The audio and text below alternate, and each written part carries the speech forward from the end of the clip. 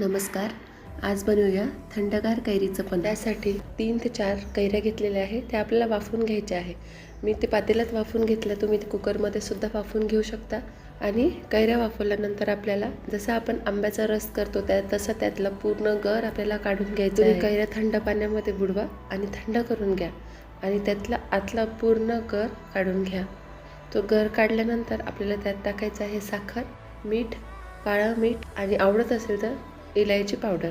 त्याआधी जर तुम्ही आपल्या चॅनलवर नवीन असाल तर प्लीज चॅनलला सबस्क्राईब करा आणि रेसिपी आवडली असेल तर लाईक करून जास्तीत जास्त फ्रेंड्ससोबत शेअर करा. मी इथे सगळं साहित्य अंदाजे घेतलं आहे, म्हणजे तुम्हाला साखर किती गोड पाहिजे त्या हिशोबाने तुम्ही घेऊ शकता. आणि ते सगळं सामान टाकल्यानंतर आपण ते मिक्सरमध्ये बारीक करून घेऊ.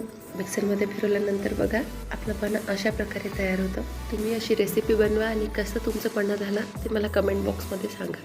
भेटूया पुढच्या व्हिडिओमध्ये. थँक्यू.